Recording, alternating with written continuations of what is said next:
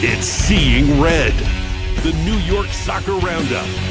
Since 2010, your weekly source for independent New York Red Bulls news and opinion. Now, from the Joe Goldstein studio, here's your host, Mark Fishkin. Hello, hello, hello. It's Mark Fishkin here at Seeing Red with Daniel Rebane. What's up? How you doing? Good to see you, my friend. The Red Bulls are 2 for 2 in 2026 as the kids combined for the only goal necessary against the Revs. Now, with the worst team in MLS coming into town on Sunday, can New York finally get that elusive third win to start an MLS season? It's Seeing Red, New York Soccer Roundup, inside tonight's episode. We're going to go inside the Red Bulls 1-0 home win against the Revs. We'll give our Bull of the Week, as we are wont to do. Sports Illustrated Stadium was a little bit of a different experience for a whole lot of people on Saturday. What did the fans think? We'll give our preview of CF Montreal, the old club de foot who comes into Harrison on Sunday. A chat with Southward Central's Sean Hartnett and the Keepers Mailbag. And before we break down the news of what happened at Red Bull Arena and Sports Illustrated Stadium, I wanted to share that our relationship with Keepers Restaurant in Harrison keeps getting better and better for you, because this Sunday, match day, before the Red Bulls take on CF Montreal, head to Keepers right across the street from Sports Illustrated Stadium from 3 p.m. until kickoff. Go to the bar, tell them that Seeing Red sent you, and you can get a $5 Keepers lager. And that's pretty exciting because the beers inside the stadium are not super cheap. Nevertheless, we thank our partner at Keepers for helping bring that to the fore. So please, let's dig into the match. Red Bulls and Revs. This was not Orlando sitting back, or rather playing Red Bulls straight up. This was a Revs team, Dan, that just sat back and said, break us down. Yeah, that first half was, Red Bull holding all the possession and missing that final key pass to kind of break it all down and get a key shot on net. And, New England did what they wanted to do in that first half, and that was frustrate Red Bull and, get to halftime at 0-0 was definitely a win for New England. Yeah, it was. They did a really good job completely closing off George Ruvalcaba, because it was all Cade Cowell down the right. The ball just wasn't going to that side of the field. And Cowell, I mean, he did his best, but against a hard bunker, there was just very little that he could do. He couldn't get to the line. They were at times double teaming him, and just the paths into the box just didn't seem to be there. Yeah, and I think James Burley, our friend of the show, kind of mentioned it while we were up in the press box. But on all their corner kicks, New England had all 11 players in the box. Yeah. So Red Bull had 8. So they were going full tilt trying to defend everything that came their way. And through 45 minutes, they were doing it. So they had a plan and they were executing it. And it was just about Red Bull finding that one key pass to kind of free somebody up in the box. Red Bulls played almost exclusively short corners in this game. And I think that a lot of that had to do with the fact that New England just put everybody in the box. Ronnie Donkor got a knock, came off at halftime. First half, as you said, Dan, 6-1 shots in favor of the Red Bulls. Two reached the goal. A 0.25 XG for New York. New England, a 0.02, which is I guess you can say an improvement, because in the first half, Orlando had 0.05. So the first half defense a little more effective. I think the Red Bulls had 67% of possession, just completely allowed to have the ball, and said, come and get us from Marko Mitrovic. The goal sequence, I mean, you've seen it. We've seen it. It's made waves all around the league. All the teams getting involved, from Matty Dos Santos's great serve in to Audrey Mehmeti's header. I mean, chef's kiss off the top / back of his head. And there's Julian at the back post to nod it down and in. I mean, it was really the lone. There were 2 big moments for me in this game. This was the first kind of big moment of release for the fans. But just, I mean, it's cliche to say, and I apologize in advance, but you can't draw it up better than that. Yeah, and I mean, if you told me back in 2023 when all three of those guys were on the U15s winning, MLS Next Championship, that 3 years later they would be starting in an MLS match and connecting all three of them on a single goal, I'd probably laugh at you. Yeah.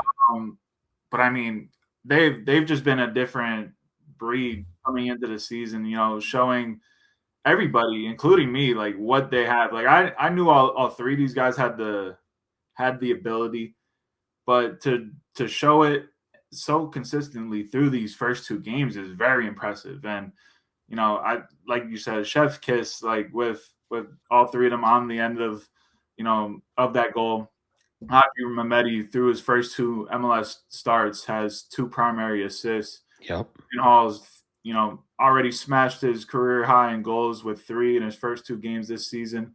I mean, everything is going up for all three of these guys. So, I mean, what more can you say on that type of a goal?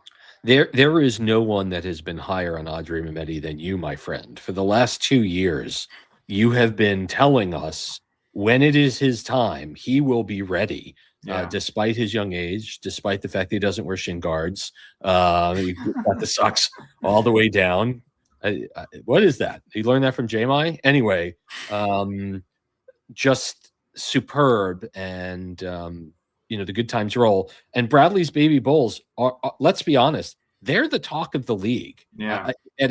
After 2 weeks, they're the biggest surprise.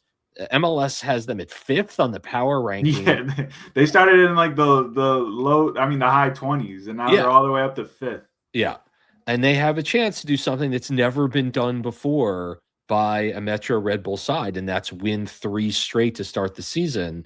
Let's just get into the rest of the game. The other big moment, frankly, and we talk about this, the kid's 16 years old, lost his marker.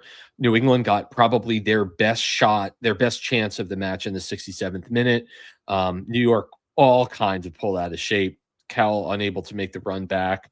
Audrey kind of left in the dust. I mean, the thing about Audrey is he's so incredibly skilled. He's not a speedster. No. He doesn't have the speed. He has the touch. He has the ability to hold the ball, but he is not a quick kid. And Jaquil Marshall-Ruddy saves the ball off the line for Ethan Horvath, who gets his first clean sheet in a Red Bulls uniform.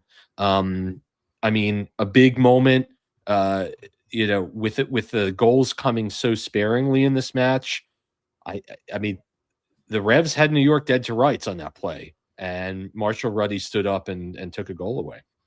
Yeah, and those are the type of moments that you need from, everybody in the lineup to make those kind of key interventions, whether it's, making that flick header from Audrey for the goal or, Marshall-Ruddy off the line. Like, I think we've seen this through the first 2 games now, is that everybody's kind of contributing in their own way, right?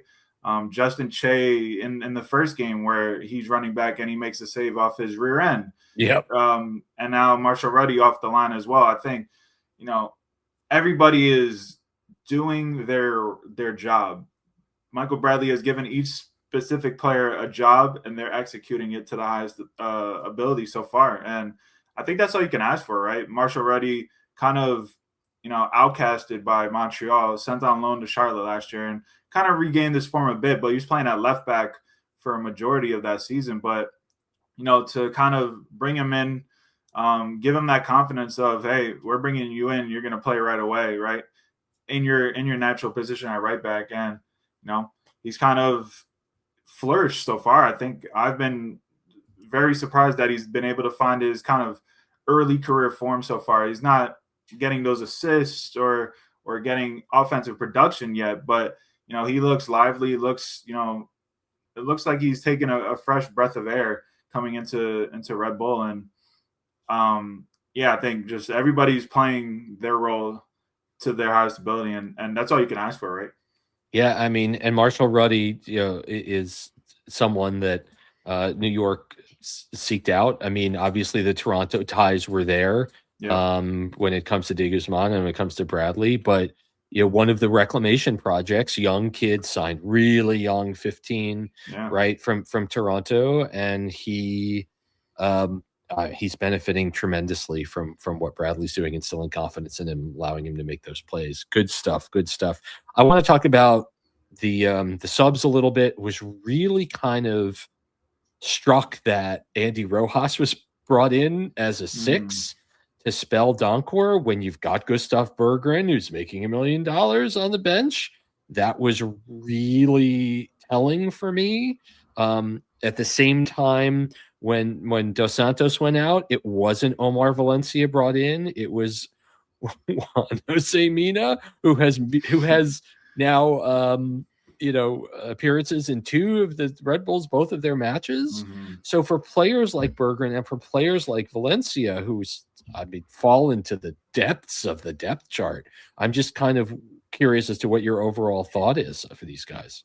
Yeah, I think the Valencia one's the more curious one, right? Because coming into the season, you get rid of Raheem Edwards, you trade him away. Marcelo Morales is sent on loan back to Chile, and you look at the roster and there's one left back, and you're like, oh, okay, so Omar Valencia is going to get that run, right? And then out of nowhere, those last 2 preseason games, Matthew Dos Santos gets those starts, and he's playing a majority of the match. You're like, okay.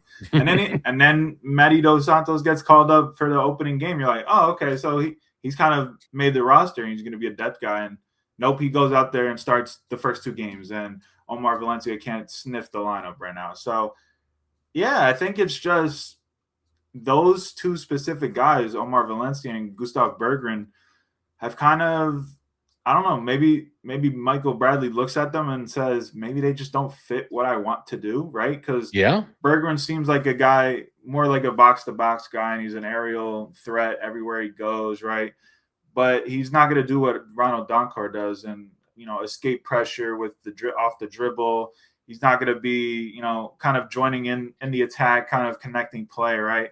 I think he's more of like a destroyer in that kind of midfield area. And, for whatever reason, Bradley doesn't, through those first 2 games at least, hasn't seen a need for him to kind of come in and play a pivotal role. So I think it's just on those 2 specific guys to kind of show that they're more versatile than what they've shown so far in preseason or, previous games, to kind of earn their way back into the lineup and get some minutes.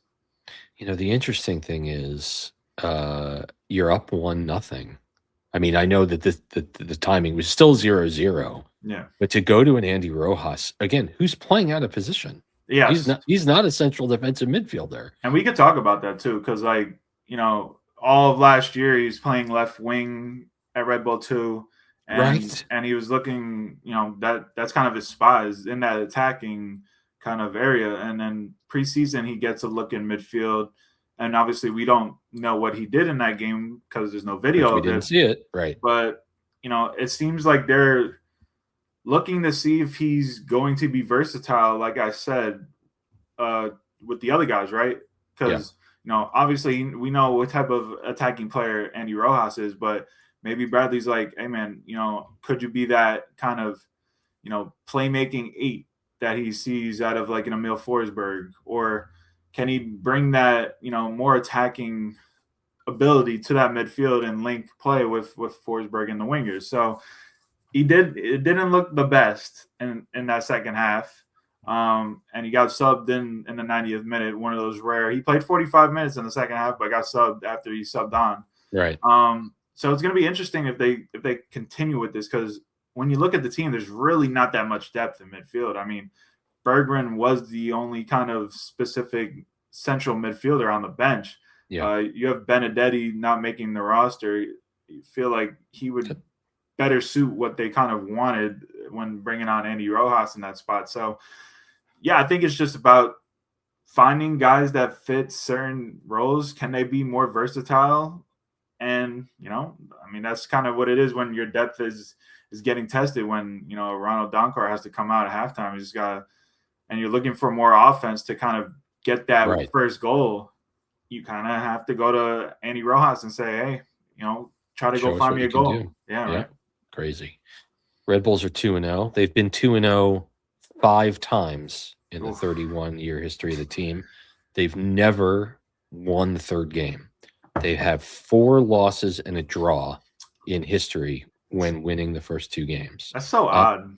That's so odd. Well, it could be a season of firsts. You have a Bull of the Week on a day that Red Bulls take down the Revs for the umpteen millionth time in New Jersey and walk away with a clean sheet. Yeah, and for me, it is Audrey Mehmeti. Like, he did have that one glaring moment of, oh man, he's gonna get beat right here. But I think what he's shown these first 2 weeks, especially last week with the flick header, his play in midfield, he's just controlling everything. Everything goes through him in midfield, and we saw that last year with Red Bull 2. Now it's translating to MLS, and I didn't think it would translate this fast, but he looks like their most important player right now. Obviously, Julian Hall's scoring the goals, but without a guy like Audrey Mehmeti in midfield kind of linking everything together, this team isn't that good. So for him at 16 to kind of show that level that he's already at and lots more room to grow, especially in that New England game, what he showed there, I mean, he's my Bull of the Week. It's hard to argue against that. I was going to give mine to Julian for the, for a header that has to be made and headed down. Mm-hmm. I thought that was a high degree of difficulty, but he got himself in the exact right place and he did what you're taught to do. So we'll give it to both the kids, both Mehmeti and Julian Hall. Before we talk about this week's big negative here opponent, there's a lot new at Sports Illustrated Stadium on Saturday, and some of it, when there's a first time for new technology and new systems, things are going to go wrong. The SI ticketing app does not, in its current state, allow fans to download tickets to their mobile phone's wallet. And while I was able to get into the stadium right when it opened, it was really only a few minutes later that the entire ticket server went down for about 15 minutes, and folks were left outside being unable to recall their tickets in the app. Now, again, it's opening day, and it's the first use of it, and the outage was relatively short, but not a great feel. Now, for those of you that did not attend the opener, and that was a lot of you, there's been a complete redo of the entire concession set up by the folks. Yeah, I noticed that. Levy, who also have the Rock. And personally, for me, so many of the food stalls have been removed in favor of some grab and go setups, which we can talk about in a minute. Personally, the Stadium Concourse felt a little bare. It felt a little just kind of empty. And again, because you're accustomed to seeing food opportunities every few feet, especially around the curves in the stadium, and it just felt kind of empty. The biggest change for longtime fans who maybe did not get to the stadium is one of the more popular and economical things that the Red Bulls offered for the last few years is a refillable soda fountain cup that you can buy for, I believe last year it was $45, but you keep it for the entire season, and you can go as many times as need be throughout the entire season and use the cups at the stadium soda fountains. And if you do the math, if you go to 10 games or all 17, it's a really good deal. Considering even if you just do it once a game. Even if you do it once a game, it's a good deal. Not only are those cups gone, but the soda fountains are also gone, which means that all the beverages are now in single-use bottles and cans, which I can't speak to how the pricing changed. There are some that say that the prices were more expensive. Nevertheless, the grab-and-go concession bays, which if you've traveled through Newark Airport over the last couple of years, there are a couple of these experimental food areas where you scan your credit card. You put your credit card on a scanner, and there are multiple cameras on the ceiling, and they literally watch you as you just go and pick up items off of a shelf and grab drinks out of the drink fridge, and then you leave. And eventually, your bill is tabulated and you pay for what you paid for. It's now Wednesday after the Saturday game. I personally had an experience where I went to go get a box of popcorn at halftime. There's a $25 hold that is put on your purchase when you enter this grab and go bay. Oh, My charge has not changed, which means that as of right now, I paid $25 for a box of popcorn, which is not acceptable. yeah.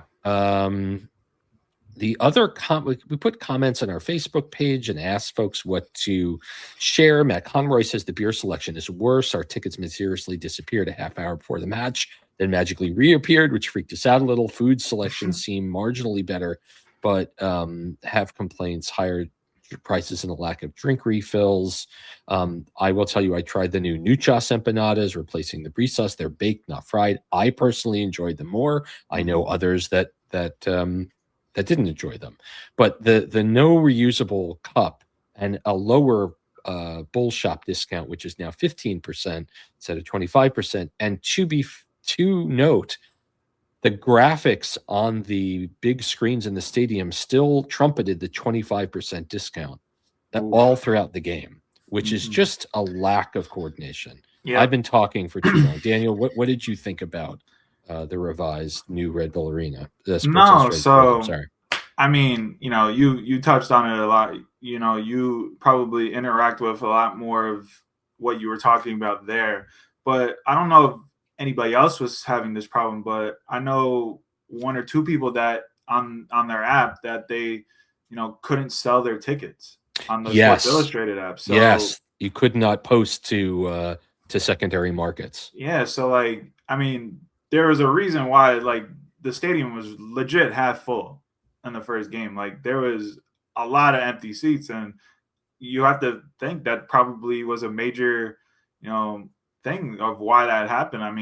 I have the picture behind me. It wasn't that empty, but you could tell it's first, season opener after a really good first game, right? You're expecting a decent to 20,000 fans kind of a crowd, and I don't even know if they got 15,000. It was just man, that's a real fumble if you're just if your own app just doesn't allow selling of tickets. I don't know. That was the biggest kind of thing that stuck out to me. And the no refillable cup, I think that was a big thing to bring that in, last year. And I know a lot of people that had it. They gave us ones last year. Yes, on media day, we each got one. Yes. So I was remember meeting that. I'm like, oh, so I guess they're not going to give us a cup this year. I was like, damn, that sucks. But yeah, to see that they don't have it, they're going to just the bottles and cans. I don't know. It's just I feel like they're making there's certain things where change is good, right? But I feel like in certain instances, they're just doing change to have change, right? So I don't know. Yeah, you would have more experience with a lot more of the things that we talked about, but I think those are the two biggest things that stuck out to me. Yeah, and listen, change is change, and people take a little while to get accustomed to it, and that's okay. Yeah. I will tell you that some friends had some real challenges in the Bull Shop getting attention and getting their jersey done.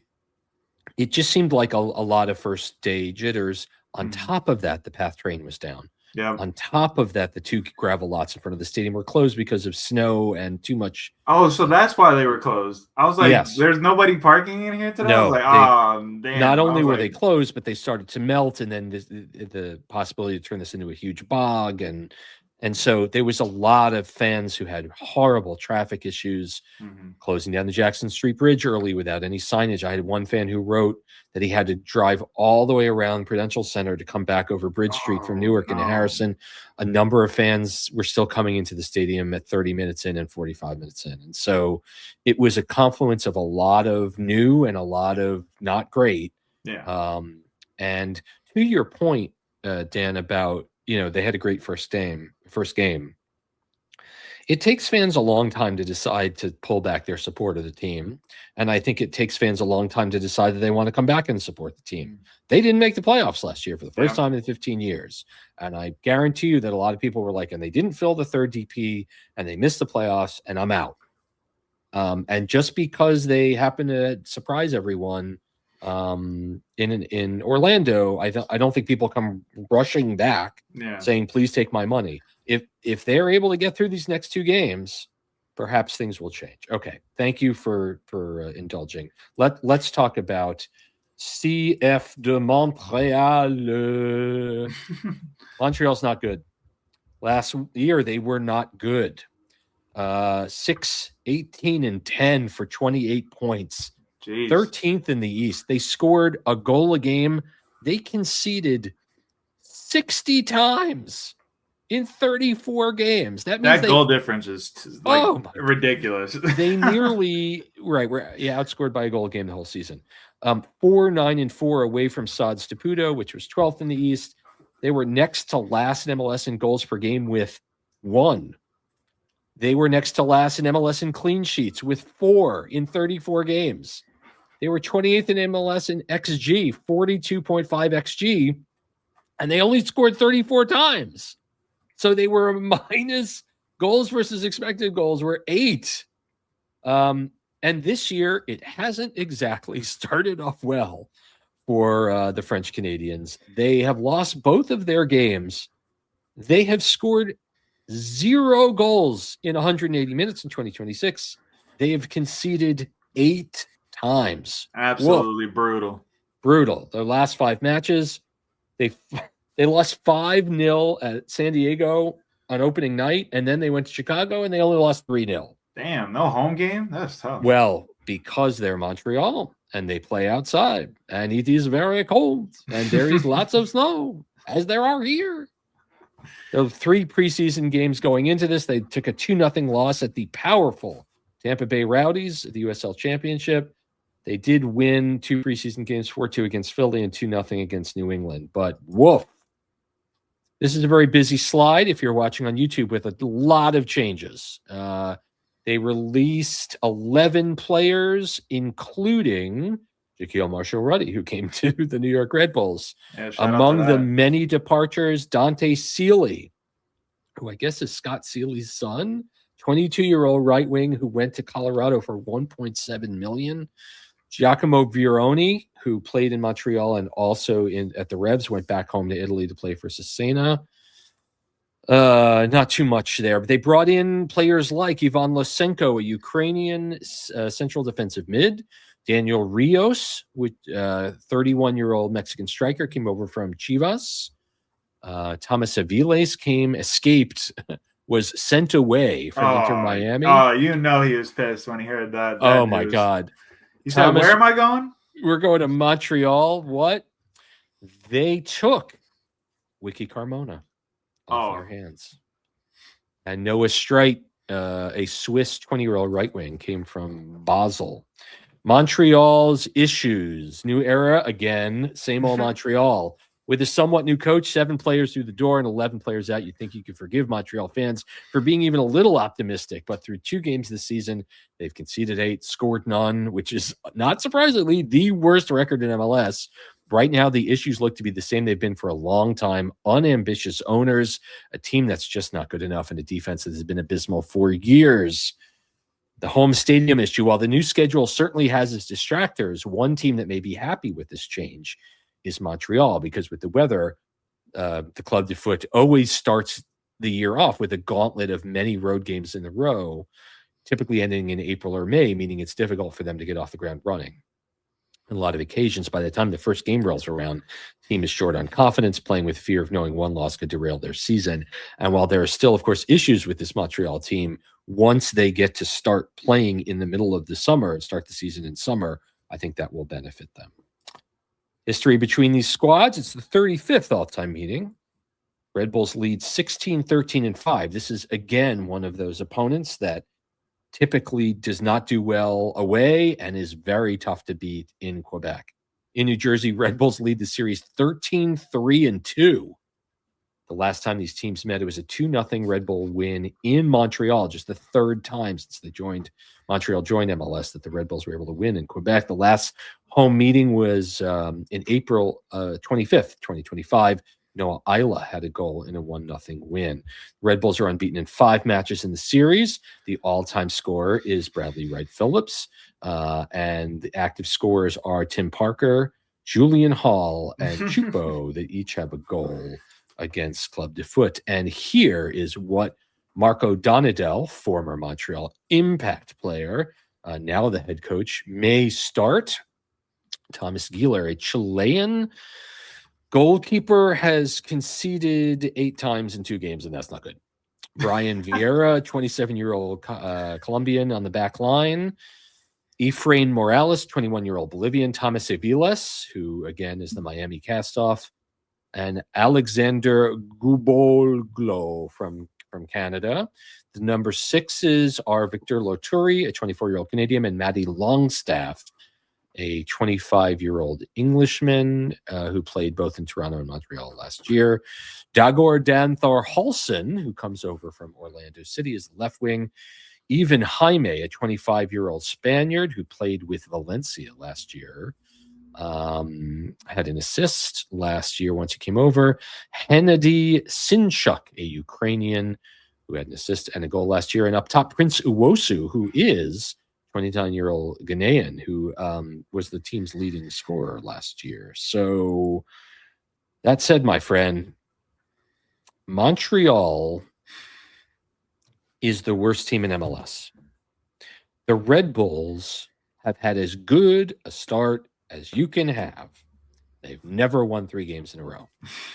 We don't like to use the words, but tell me how New York can win this game. I mean, we just look at those stats, right? And you're like, oh, yeah, Red Bull has to go and, like, thump them, right? But this would be such a Red Bull thing to go in there and draw 0-0 or draw 1-1. And you're like, man, how did we do it again? We can't beat the bottom feeder teams, right?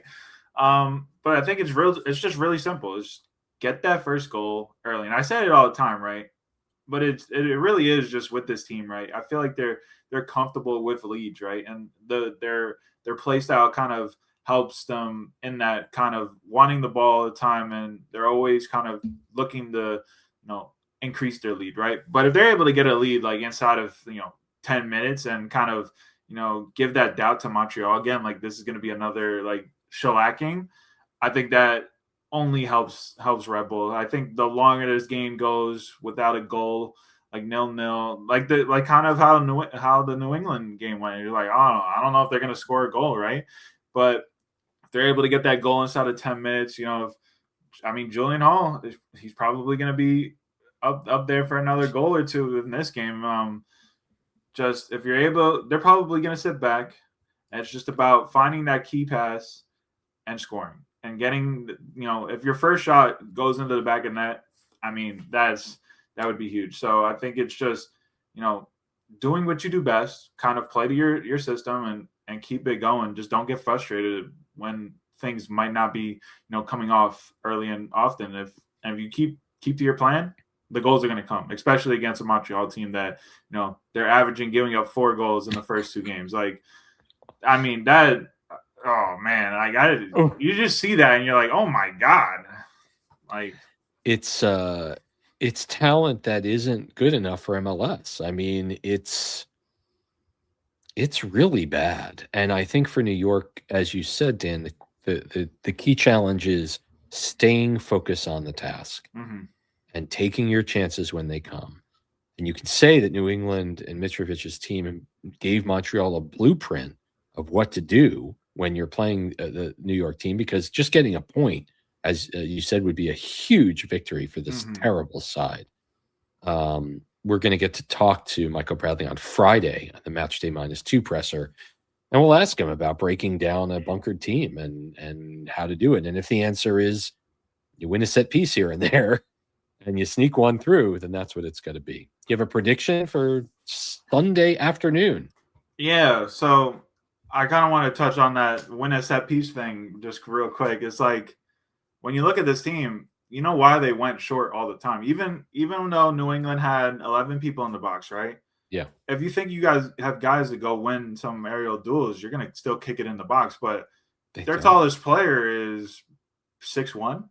Right. Their best player in the air is Dylan Nealis, and Right. he is 5'10" or 5'9", whatever how tall he is, and he's really good at winning balls in the air, mostly putting them over the crossbar when he's attacking. But all right, I mean, you're not gonna win aerial duels. So if you're able to, with that first goal, you play it short. Medi Dos Santos gets a crossing, you flick it in, and anything happens. So yeah, so that's what you're probably going to see for a majority of corners and set pieces going forward. When Chupo's not on the field, that is. Yeah, exactly. And so prediction. Yeah.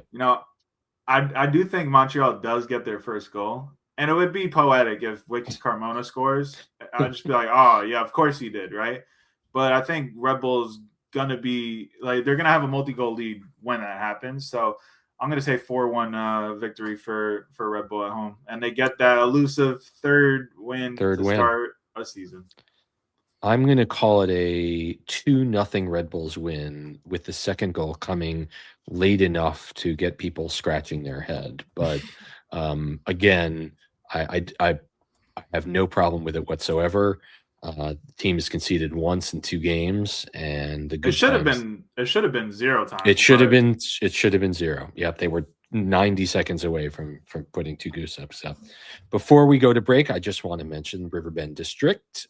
Riverbend District is a dynamic residential neighborhood in Harrison, New Jersey, offering modern rental buildings with studio 1 and 2-bedroom residences designed for everyday comfort and convenience.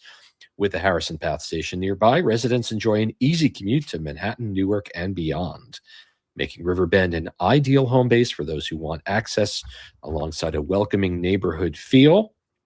Set along the Passaic River, the district blends contemporary apartments with a friendly neighborhood atmosphere. Local dining, entertainment, waterfront views, and community gathering spaces create a place where daily routines feel easier and weekends feel more relaxed. Riverbend brings the energy of an urban environment with a sense of belonging that comes from a thoughtfully planned community, and they're offering up to 1 month free on select residences. So please schedule a tour today at riverbenddistrict.com, and we appreciate their support.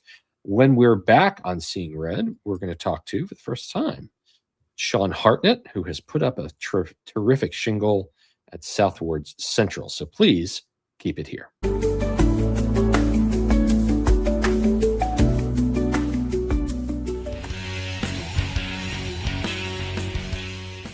Back on Seeing Red, the New York Soccer Roundup. It's a very exciting time. The Red Bulls are going for 3 in a row at start the season. It's the first time that's ever happened. That's never happened before. And it's exciting. And what's also exciting is tonight's guest, who has launched his own plank covering the Red Bulls in North Jersey soccer. That's Sean Hartnett of South Ward Central.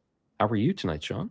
Hey, Mark. Hey, thanks for having me on. It's good to see you and all your followers. Obviously, I've been a fan of what you've been doing over the years since we met way back when Henri and Marquez and Cahill were on the team. So it's been a minute. Definitely feels good to be everything coming back full circle nowadays. Yeah, for sure.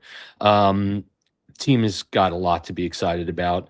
They had 2 very different kind of wins start the season. At Orlando, totally open. New York blew them out in the first half. It shocked everyone, shocked the league, shocked the team, shocked the fans. New England played them very, very differently, and even though the Red Bulls won, I'm curious what your overall thoughts are of the team and their performance. So yeah, definitely in the New England match, we saw pretty much a similar first half as we did in Orlando. Red Bulls were on the front foot; they were making all kinds of incisive runs, creating chances. It could have been much more than a 0-0 result at halftime for Red Bulls against New England. It seemed like they were just knocking on the door. Eventually, they were going to break through. But definitely, New England were a team that played with a lot more preparation, and that they were able to see what the Red Bulls did against Orlando and kind of had a little bit more preparation. I feel like Orlando, they were just hit with like a shockwave of what Michael Bradley was planning with all these young kids. I mean, I think you and I both were talking before the season, and we looked at the lineup that Bradley put out for the first match, and you see 3 teenagers, and we look at the roster, and between you and me, I think we both agree, it looked like there were some holes, right? Yeah, for sure. And then they go and they just completely wipe Orlando off the pitch. That could have been a 4-0 game at one point, right? Yeah. And then against New England, it was a similar situation in the first half. You would think that they would have been able to go to halftime with the lead. They had roughly, correct me if I'm wrong, 67% of the possession. Yeah, they had all the ball the whole game long. Yeah. And then they go in the second half and they knock on the door, and you have that beautiful, intricate set piece where you had all the teenagers involved in the goal, and Julian Hall again off to the races. I mean, the start that he's had is something that, I mean, when we followed this guy as a product of the Red Bull Youth Academy, we knew he had potential, but I don't think we knew he was going to be this good, this fast. Yeah, I think Hall's goal scoring prowess has certainly been a story in the league. He's won Player of the Week for the first week of the season. Everyone is all in. All the MLS press is talking about the Baby Bulls. I think the true eye-opening play is that of Audrey Mehmeti, who has an assist in each game. His flick header off the back of his head led to the Red Bulls' only goal of the game. And I guess the question is, you've got Mehmeti, you've got Hall. Both of these guys have European passports. And I mean, should Red Bull fans just be happy these guys are on the team right now? Because they are literally 2 bolts of lightning that have come out of nowhere. Yeah, I mean, speaking about Audrey, he hasn't put a foot wrong, has he, in these 2 matches? He looks like he's been a 10-year veteran who's seen it all and done it all in Major League Soccer in terms of, it's like they implanted Michael Bradley's brain in Audrey's body. Am I right? I mean, if you were a Red Bulls 2 follower over the last couple of years, you were definitely aware of the skill that Mehmeti had. But he has broken open the entire league that is right now focused on what he can do. I mean, he did have that one moment that led to Marshall Ruddy's amazing goal line clearance, right, where he failed to track the right guy. Thankfully, nothing happened, and the kid's going to make mistakes. I mean, he's supposed to be a high school sophomore, so I certainly wouldn't overthink it. You've got a team coming in this weekend that presents an interesting problem for New York. Montreal is abjectly terrible. They have a 5-goal loss and a 3-goal loss. They've yet to score. There are plenty of folks in Montreal. I think that the supporters were breaking out banners midweek about how bad this team is. And it's hard to play against teams like that sometimes. Teams that, frankly, on paper, it shouldn't be a contest. What does New York have to do this weekend against Club de Foot to come away with 3 more points and get that elusive 3rd straight win to start the season? Yeah, I mean, if they go out and they execute the plan like they did against Orlando, like they did against New England, then I don't see any reason why the Red Bulls shouldn't be able to come away with 3 points and do a perfect 3 for 3, 9 points to open the season. In terms of them just playing their game, as Bradley says, on the front foot, with attacking, with purpose, with personality, that's what the Red Bulls need to do to keep it going. So as long as they play their game on their terms, I don't see any reason why Montreal could be a banana peel, especially considering that they've struggled for goals. There's no reason. I felt it in there. It's one of our sayings that we have here on Seeing Red. I want to talk about some of the players that haven't seen the field yet. And we know that Bradley is feeling really good about his youngsters. He throws on Andy Rojas instead of Berggren for the second half last week in playing kind of out of position. And then he throws on, I mean, Omar Valencia remains on the bench throughout the entire game. He throws on Juan Mina to cover for Matty Dos Santos. And I mean, we all are old enough to remember last season when Omar Valencia came out of the gate and had 5 assists by the middle of the season before he hurt his shoulder against Atlanta or Charlotte. Forgive me. Nevertheless, I'm just kind of curious. I mean, there are a couple of players here that Dennis Younggar, for one, that just simply don't seem to be factoring in here at all. And I guess the question is, especially in the case of Younggar, he's a young DP. What are we doing here? I mean, these guys, Youngar, again, getting paid a whole lot of money to sit on the bench, and we're likely getting minutes at Red Bulls too. I mean, we look at what's going on here, and it seems like the plan from de Guzman and Bradley is to burn it all down, start over again with the youth. If there's someone who isn't fitting the prototype, then it's up to them to adjust to Bradley's way rather than Bradley suiting them. Wouldn't you agree? No, for sure. It's kind of difficult to see and listen. We've heard it's a tale as old as time. The new gaffer comes in, the players have got to impress them, and they have to start from the bottom and work their way back. We obviously, injuries are a thing. Players falling in and out of form is a thing. But for a young player like Valencia, who I think had everyone's eye during the first half of the season last year, it's just been a really quick fall. Yeah, I mean, we saw Valencia did. I thought early in the season he performed exceedingly well. He was getting down the wing. I think he was making that position his own, especially in light of Tolkien moving on. It was a great opportunity for him to go and take that position. But now we're in a situation where Bradley is going to play the best player available, whether it's somebody as experienced as Emil Forsberg or whether it's someone who's a 16-year-old, maybe even a 15-year-old, right? We tried that when Hall was 15. It didn't work well in terms of night games. Lastly, before we talk a little bit about Southward Central, opening days can be tough. And there were not a lot of people at Red Bull Arena on Saturday. I think the 15,000 that was announced was incredibly generous. And as always, the fans that go tend to be loud. They get into the game. But nevertheless, New York finds itself, after missing the playoffs last year, with a lot of work to do, especially when you see comments from players like Danny Edelman in St. Louis. When they asked him about the crowd, he said, well, we don't usually play in front of large crowds. At the Red Bulls, it was great to play in front of a sold-out crowd. So I'm just your thoughts overall on what the Red Bulls have to do to get people in the door, starting Sunday at 4:30 on what should be a beautiful late winter day. I mean, we did have a beautiful day for the opener as well. We did. But as far as I'm concerned, I think it's about playing exciting, attractive football, marketing the young stars. You had a group that was quite successful. Edelman was included as one of those players who ended up going to an MLS Cup final, right? So now you have the new generation coming through. I know maybe to some Red Bull supporters, it's like, well, we've tried that before with the youth movement. But if this youth movement feels a bit different, am I right? No, certainly. And the style of play is definitely different. So when these kids go and they make their strides, whether we're talking about Hall, whether we're talking about Audrey, I think these players, once they really break through with the national team, I think they're going to become identifiable stars. And in the case of Audrey, as I wrote in my column today over at Southward Central, everything about this kid just seems to scream superstar, doesn't it? Yeah. Everything about him seems to scream that he's not just a superstar, but he handles himself the right way. He talks about his diet. He talks about learning everything he can. He's not just a talented young player. He's a sponge. He's somebody who's a willing sponge to learn all that experience that Michael Bradley has accumulated through 151 caps with the national team, playing in the Premier League, playing in Serie A, playing in the Bundesliga, playing in the Eredivisie. Everywhere he's played, Major League Soccer included.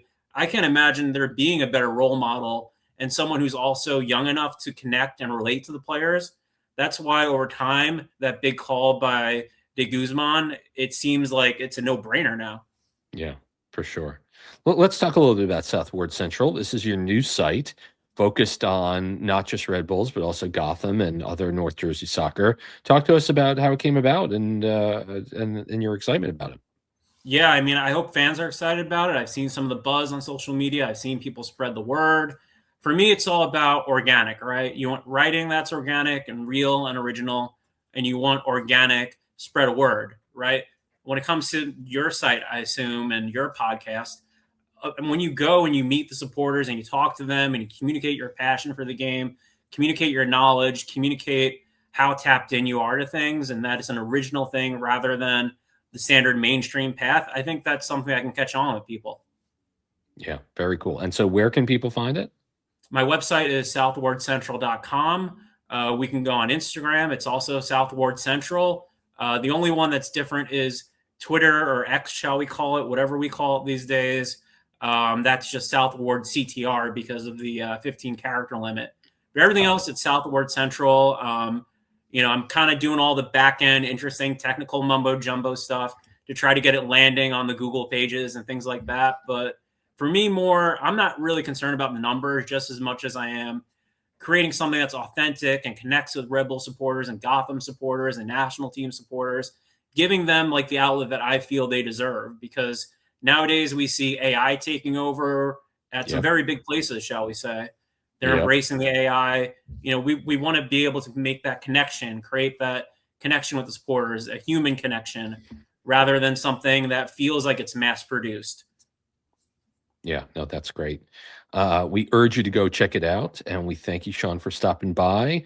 I know, will be in Harrison on Sunday, yes, for the Red Bulls and CF I will, Montreal? yeah. I'll be there for Red Bulls in Montreal and Red Bulls 2 as well, because they're doing the double day. Double header. That's right. Well, listen, we Twice appreciate football, only one ticket. You can't beat that, can you?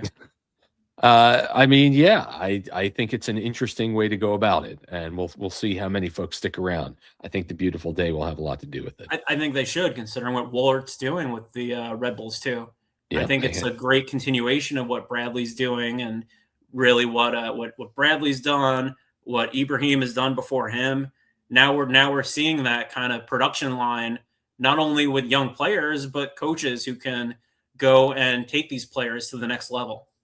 Awesome. Sean Hartnett writes about the Red Bulls et al. At southwardcentral.com. Please go check it out. Sean, thanks for stopping by. Hey, anytime, Mark. Happy to connect with you and your fans any day. And I hope that together we can take on the big giants and create some really cool content for supporters who love their clubs and love the beautiful game. Awesome. We've got your emails, the Keepers Mailbag, coming up after the short break. So please keep it here.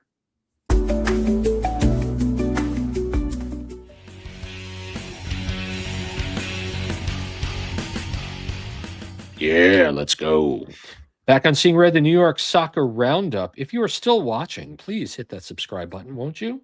That will really help us do some very cool things. It's time for the Keepers Mailbag. We're going to change this up. Keepers Mailbag.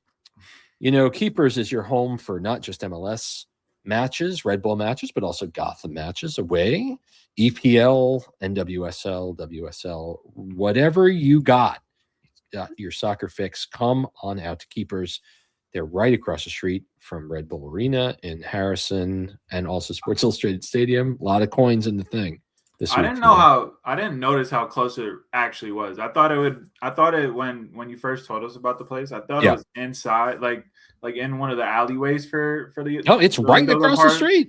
It's literally right there. I was like, oh, it's right here. Oh, right. Okay.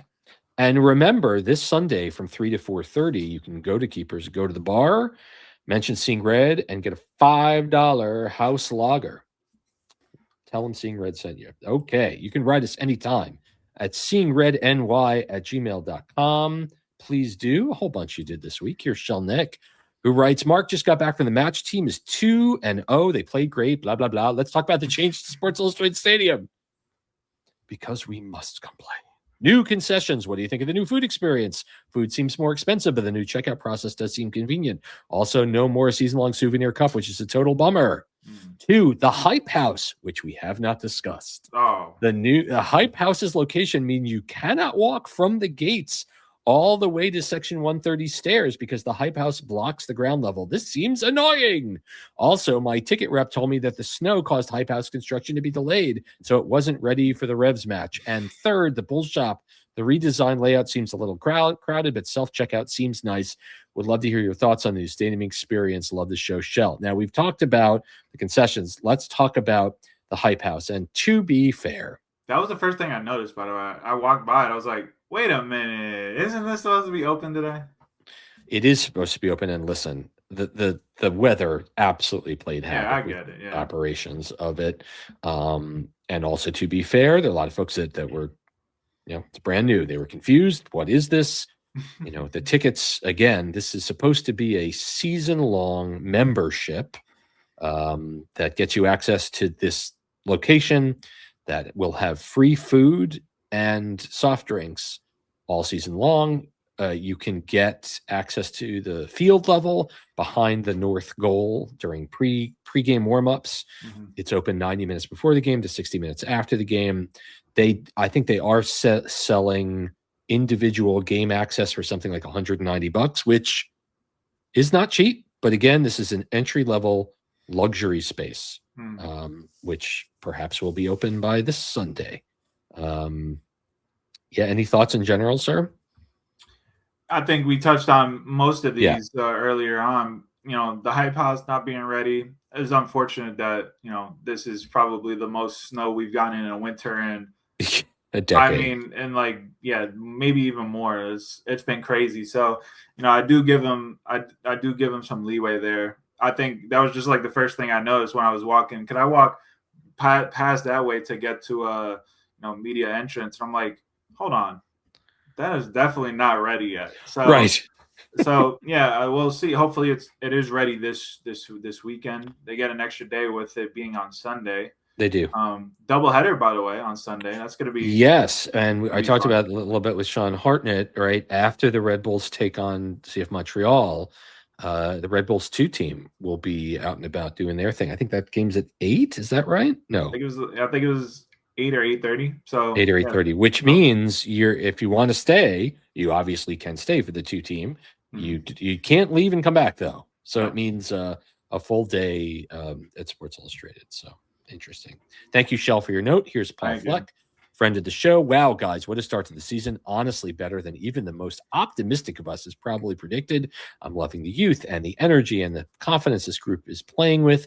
It's fair to say the performances have been strong, but there's been a touch of luck along the way.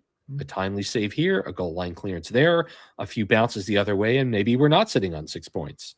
On the flip side, a couple more breaks, and we're up 6-0 at halftime in Orlando, and that's soccer, and I'm here for it. It's always easier to play well when the breaks are going your way and the results are positive.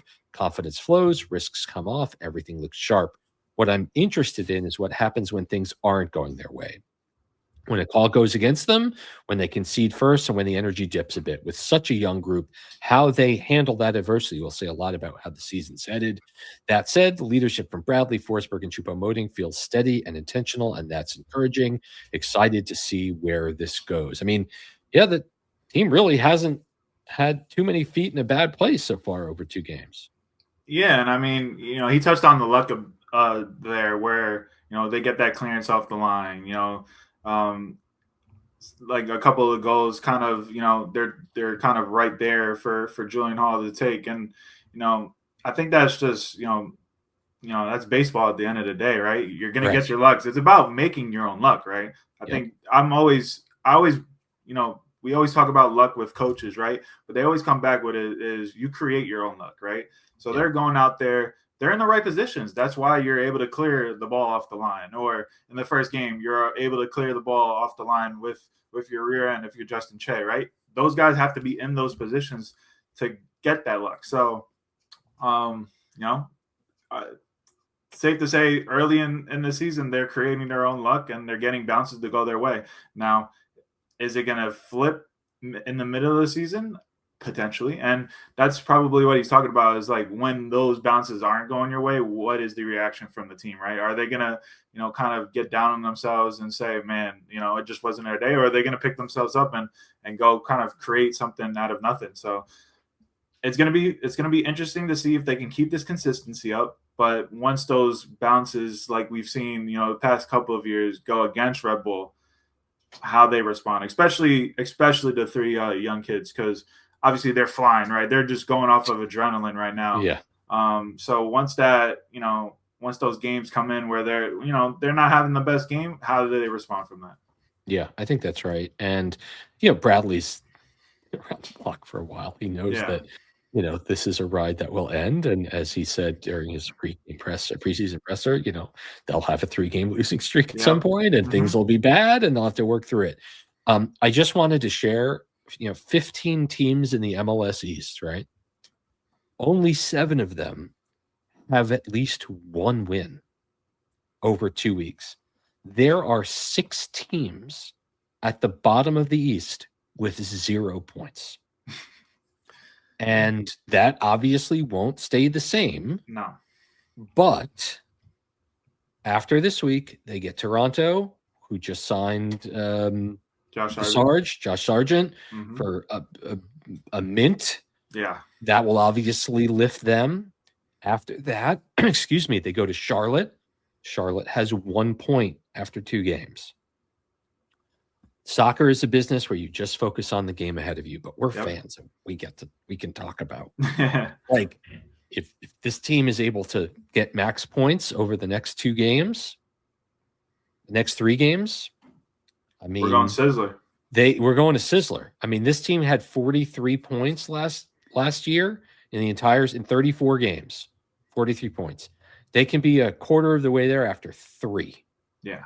Things go well this week. All right. One more email. It's a frequent flyer. Chris Peary is officially a frequent flyer after writing last week and now this week. Hey, Mark and company, back in for another email. Michael Bradley did, in fact, run it back. Same starters, same bench. And honestly, I found myself genuinely excited to watch a Red Bulls match. I couldn't say that very often last year. The game plan looked largely unchanged, but this time it was tested against a far more organized defensive side.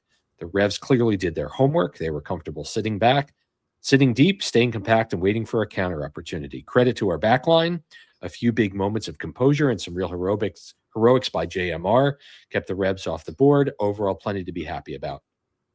Forsberg was quieter than we're used to, but that's not necessarily a bad sign. Last season, he had to drop in and dictate everything because the midfield offered so little progression.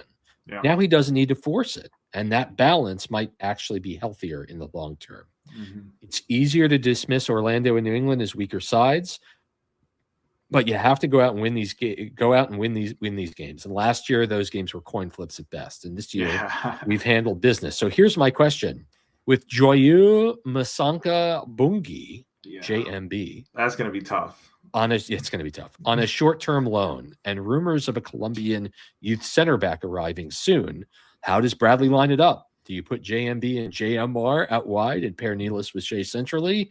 If Dos Santos secures a full contract loan, however that works, does that change the rotation? And where does Valencia fit into all of this? While I enjoy our current backline, I feel like Bradley will need to settle on a clear defensive identity quickly as the schedule is about to get much tougher after Montreal. All the best. So Joyeux Masanka Bungi is on loan from Leipzig for the year. He's 20 years old. No, through June. Through June. Okay, so it's a springtime. It's like it's literally a 4-month it's a training stint, frankly. And whether he plays, we'll find out. And again, there are rumors about a Colombian youth center back, and if those rumors turn into reality, we'll talk about them on Seeing Red. Do you have any thoughts, sir? Yeah, I think at this current point, like with the way they've been playing, I think you just have to keep running what's working so far, right? And they're gonna have to figure out Matty Dos Santos' contract, because obviously he does have his homegrown, but it starts next season. That's right. So I don't know how the rules are with kind of moving that timeline up if you can, or you just have to rip it up and sign a new one. Obviously, they're going to be talking and trying to iron all those details out, and see if. And I think the big thing is if we hear anything before Saturday or before the game on Sunday, right? Because the game's on Sunday this week. It is. If he's called up, or if we hear something with news, right?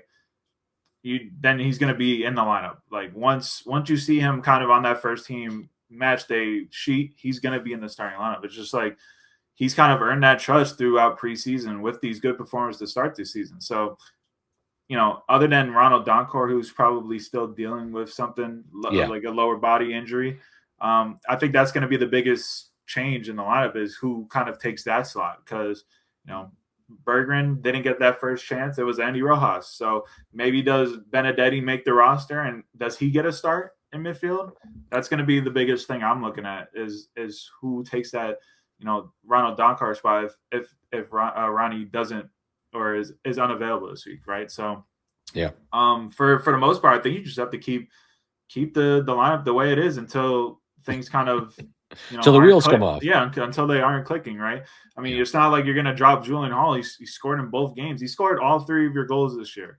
So I think once he doesn't get a goal or he has like an average performance, then we'll probably see, Chupo get a start kind of here and there. But for right now, everything seems to be, gelling on, 100% for this team, right? Sure, they would want more goals in both these games, right? They've had the opportunities, but 3 points, there's 3 points, and they've got 6. Not that many teams can say they have 6 points through 2 weeks. So they're one of 4 teams that are perfect through 2 weeks. Yeah, and no one else in the East. Kind of just have to go with the flow, keep going with what's working. So that against the worst team in the league. Yeah. It's going to be 61 degrees and sunny. Yeah, I'm about to pull out my shorts. I was sweating when I went out for last week. I brought my winter jacket and I was like, oh, I'm not wearing this. What am I doing? This is hot. It is going to be the nicest day of 2026 so far from a weather standpoint in this area. Yeah, don't worry. We'll somehow get like a foot of snow like 2 days after that. Nope. So. Nope. Once again, we urge you to come out and support the team. They are worthy as they go for their first ever 3-game win streak to start the season. So many thanks. Thanks to Sean Hartnett. Thanks to Zach Feldman for stats. Thanks for everyone who wrote in. Really appreciate it. And once again, for the last time, beer deal at Keepers from 3 o'clock until game time on Sunday. $5 lagers. Go and get it. Dan calls this weekend's match a 4-1 Red Bull victory. I'm going to call it a 2-0 victory. Both will be good. Either will be good. Yeah. For Dan, I'm Mark saying thanks for watching episode 645 of Seeing Red. We'll be back next week. Thanks for everyone. Have a great night.